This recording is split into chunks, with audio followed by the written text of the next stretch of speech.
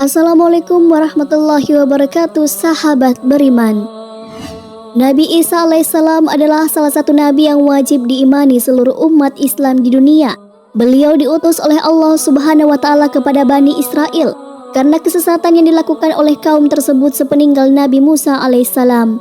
Tidaklah sempurna iman seorang muslim bila tidak mengimani keberadaan salah satu dari 25 nabi-nabi yang memiliki kemuliaan di sisi Allah Subhanahu wa taala.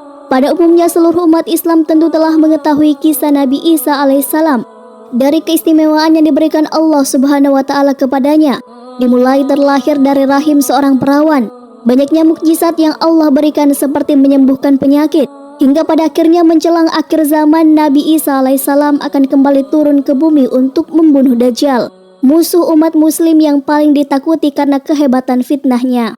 Namun tahukah Anda mengapa justru Nabi Isa alaihissalam lah yang ditugaskan Allah Subhanahu wa taala untuk membunuh Dajjal?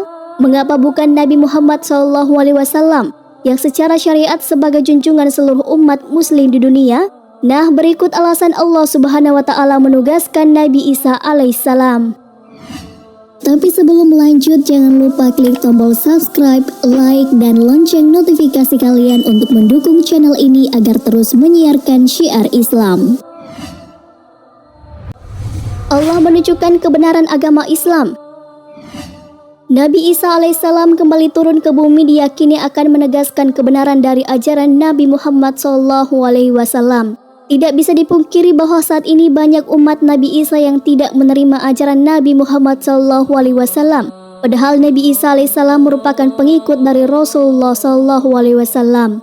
Al-Bagawi menceritakan dalam tafsirnya bahwa ketika Isa alaihissalam mendatangi Baitul Maqdis, di mana orang-orang sedang bersiap sholat asar, maka imam di masjid itu mundur dan menyuruh Isa untuk maju.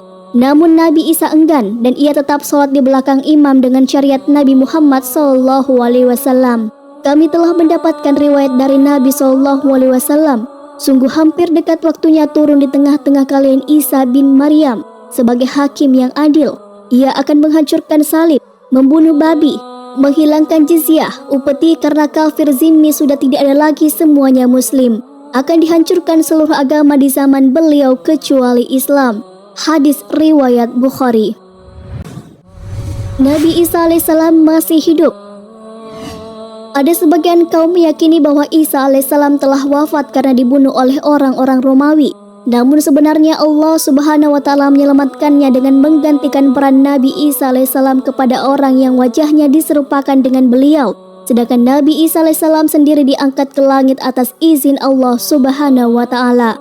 Karena ucapan mereka orang Yahudi, sesungguhnya kami telah membunuh Al-Masih, Isa putra Maryam, Rasul Allah. Padahal mereka tidak membunuhnya dan tidak pula menyalibnya. Tetapi yang mereka bunuh ialah orang yang diserupakan dengan Isa bagi mereka. Sesungguhnya orang-orang yang berselisih paham tentang pembunuhan Isa benar-benar dalam keraguan tentang dibunuhnya itu.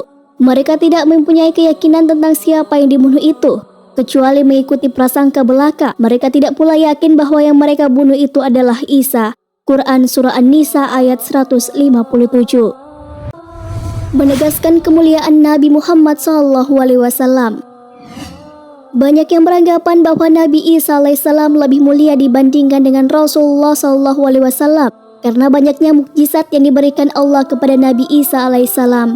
Kenyataan justru mengungkapkan bahwa Nabi Isa alaihissalam sendiri telah menjelaskan kepada umatnya bahwa akan datang Rasul terakhir setelah dirinya.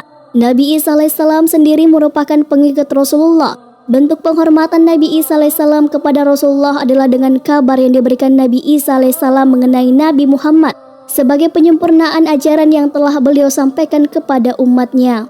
Allah Subhanahu wa taala berfirman, "Dan ingatlah ketika Isa ibnu Maryam berkata, 'Hai Bani Israel, sesungguhnya aku adalah utusan Allah kepadamu, membenarkan kitab sebelumku yaitu Taurat, dan memberi kabar gembira dengan datangnya seorang Rasul yang akan datang sesudahku, yang namanya Ahmad Muhammad.